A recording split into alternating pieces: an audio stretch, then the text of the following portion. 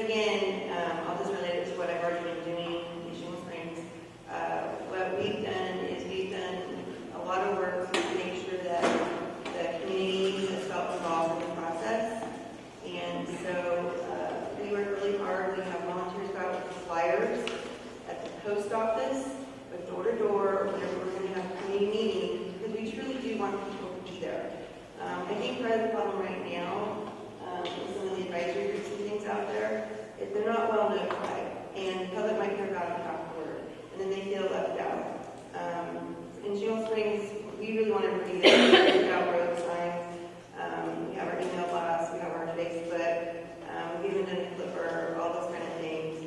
And so as a county, if you really want to show people that you care and you want them there, I feel that's something that's been lacking. I'd like to see ads in the newspaper and say, we want to know what's important to you as a leader. And that way you truly are getting community's input.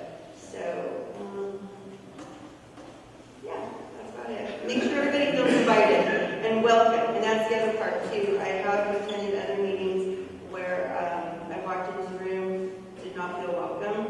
And that is not something you want to do. When you want to tell people that they're invited to give input, make them feel welcome, listen, and of course you have to have a format and time and minutes to truly show that you want to listen to them and give them input. Well, I think of this in terms of candidates running for supervisor. It certainly worries me a lot that the role of government really needs some clarification here. Because, it's been mentioned the significant efforts of volunteers. The volunteers can carry the ball a very, very long way, but ultimately there needs to be some involvement by our local government. And what that involvement is very critical. And so, I think of the supervisor or the county showing leadership and making sure that there is a solid plan and that it gets adopted quickly with public input. And, we know that it hasn't been that way for a very long time. It's taken a long time to get the plan together. It's really hard to mobilize your volunteers when you don't have the plan solidified. But I think the government can play a significant role in facilitating some of the promotional items. And, some of us have been working on a web portal. And if you go and look at the if you benchmark successful areas like Oregon that have used and have some really great multi-use trails, they've got great maps. And they've got online capabilities to get access to those maps. And so some of us have been working on a countywide web portal that will provide the opportunity, and it seems like it's an appropriate role of government to enable, through that electronic medium, the trails and the hard work that the volunteers have done.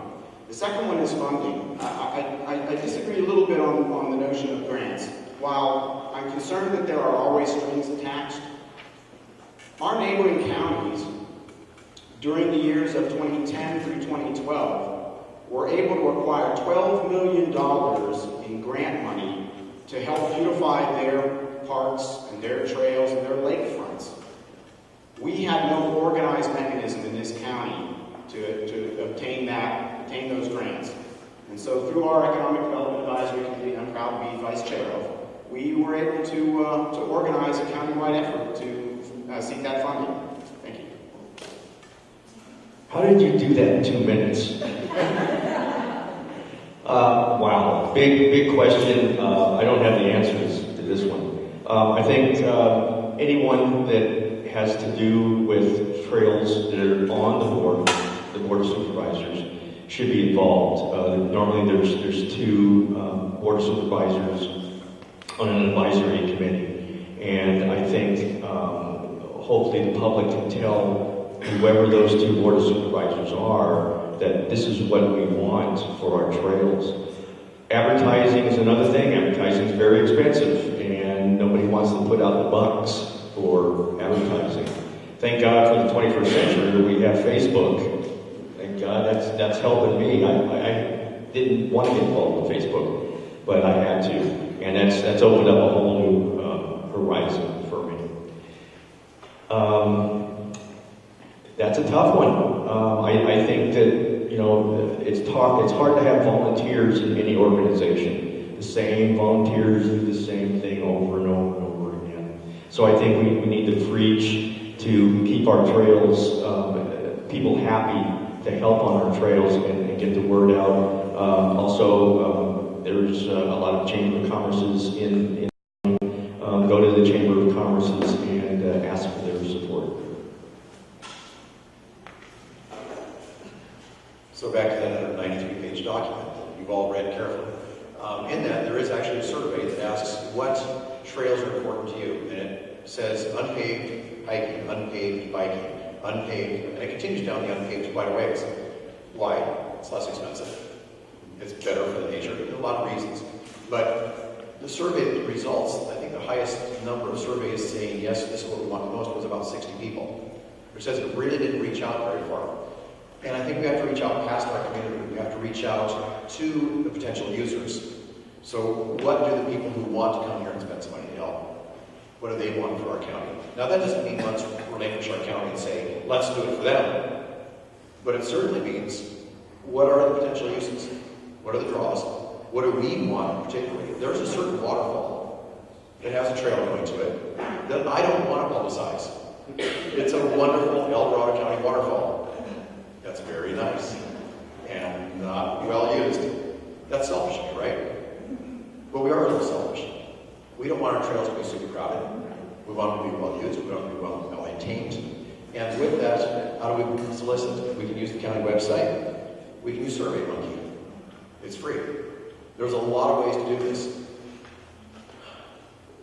Maybe you're getting tired of the campaign signs. We could use those. Repaint them. There's certain ones of them. Okay, that was a good one. I have two suggestions. One, we have a newly resurrected Parks and Rec Division that Vicki Sanders runs. And one of the things I would do as supervisor is make sure she has the tools and the resources to do her job. She's working very hard at it right now, but has a lot of contact with a lot of people, and it's really challenging in a really small department to do all of that. Part of that equation is what I call the hub and spoke solution, where you get volunteer organizations, volunteer ad hoc groups together in all of the different communities, and those people feed their suggestions, recommendations back into a central committee. One of the things that Vicki and the county has been working hard at recently is restructuring the Parks and Recs Commission and the Trails groups. And that's a very complicated process, honestly, but I would support continuing to do that and looking at the best solutions for how volunteers and community members can get information back to the Parks and Recs Commission and back to the Board of Supervisors and the county staff. But I would definitely make sure that the Parks and Recs Department has the necessary tools and resources to be able to do everything that we want it to do, because right now, that's a little challenging. Okay, when I found out that I was going to be coming to this organization tonight and speaking, so what did I do first to try to learn about it so that I could find out? Well, you go to people that do it. So I have a friend of mine that I graduated high school with, Riverside, a long time ago, who lives up Pollock Pine, who's an avid, and his wife was avid hikers. And they've been all over. You know, when I called him where he was at, hiking out of state. He's been all over here. Okay, so I asked him, and he gave me the name of someone else in this organization. I won't mention the name because she's here, but I haven't met her yet. I talked on the phone a couple of times. And she told me about some of the needs and some of the people that are very interested in hiking, and you get those people involved, and they do spend a lot of time on the trail, so there would be one to look for advice on what they need to have.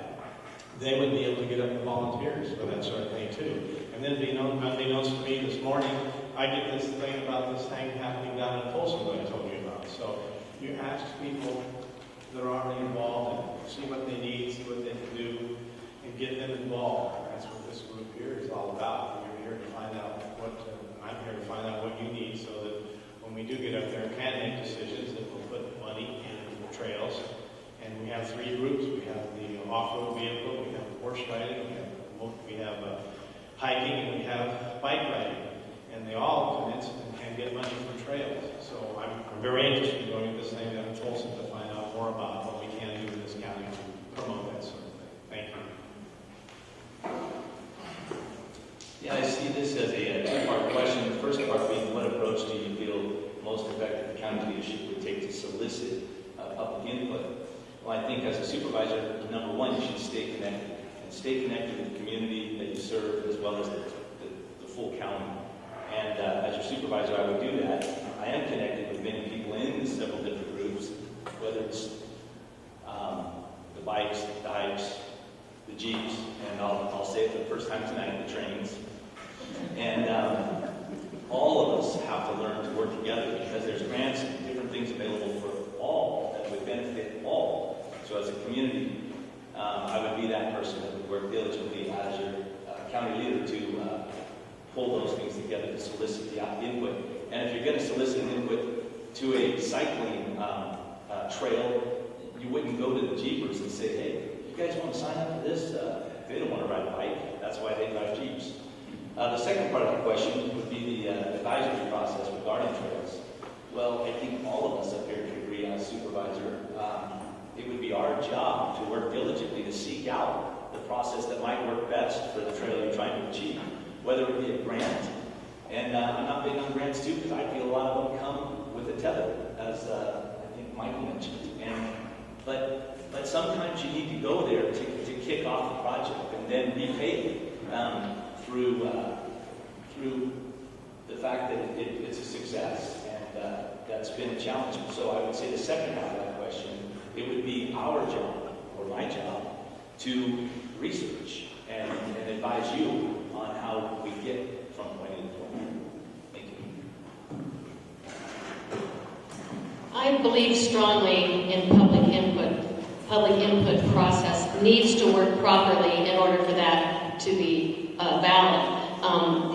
Advisory committees, yeah, I worked 20 years ago on the Myers Community Plan. I was one of the authors of that, and it was one of the first community plans that was accepted into the county general plan.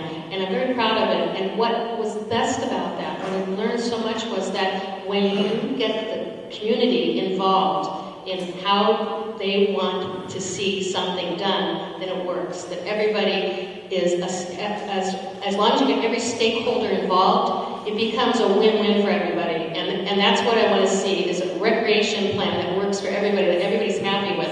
A big general plan that has all of our stakes that we see are important. Has the riding, it has the bikes, off-road, on-road, the hiking, the equestrian, everything put in one big plan that works, and make sure that that advisory council, that it's from everybody, that everybody that wants to be a part of it can be a part of that process.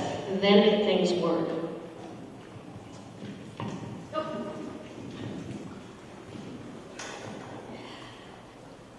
One of the things I learned on the Planning Commission is you don't understand everything that comes before you.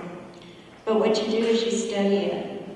And then the next step you take is you look for the people who know those answers, who are the experts in the field. So the first thing that I would want to do, as far as the trails goes, is to come to groups like this and say, okay, we want to find out what the people who use the trails want. What is lacking in our trails? What can we do differently? What can we do better? And so I would propose that you would come up with the questions, because as trail users, you know what those issues are, and come up with the questions to create that survey. And then plan ahead, have a meeting, well planned ahead for in early fall, where everybody who's been to that trail can see your little announcement at the trailhead that says, we're having a meeting to talk about this trail. Come, tell us what you think about it. Or here's where you can get the form to fill out the survey. Let's find out what the people who actually use the trails want.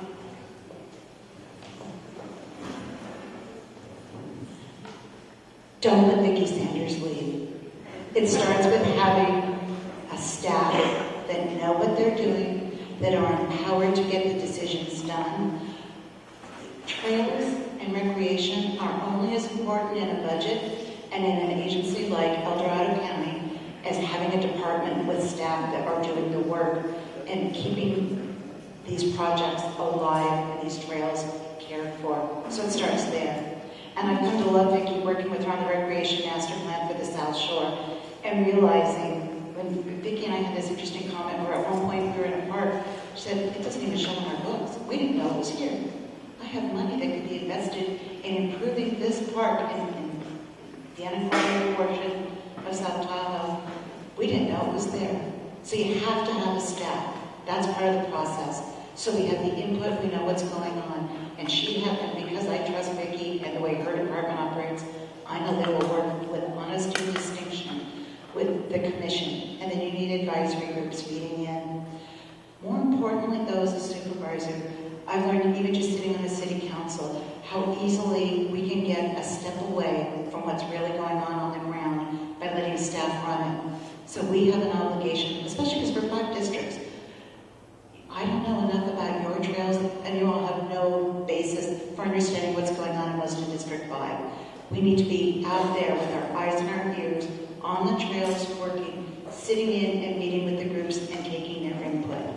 So it's a two-way street, but it starts with a well-run and well-managed department that keeps the trails front and center. Walkers, bikers, everybody who wants to come together and utilize the same trail or utilize different trails. But as a supervisor, I want to ask you what you want and how can I help you and what your needs are, and whether I can get that funding for you or whether I can get you volunteers or whatever it is. It comes from the volunteer groups that are so formed. And obviously, you guys really care. Community organizes group. You got websites, you have Facebook pages, you have everything going for you. And social media is a great tool. I know there's the 4x4. There's a group that's out of Georgetown that has actually a business front up there. It's important to you, it's important to us, so we need to hear from you. And that's whether we need to come out in the community and have community meetings just like this, get together and have a round table as to what's broken and what needs to be fixed.